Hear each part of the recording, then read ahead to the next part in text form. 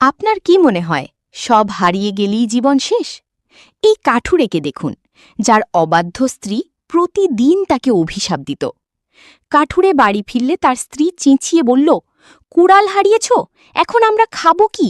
তোমার মতো অপদার্থর সাথে বিয়ে হওয়াটাই আমার কপাল পোড়া। কাঠুরে শান্ত গলায় বলল, আল্লাহর ওপর ভরসা করো, তিনি উত্তম রিজিকদাতা।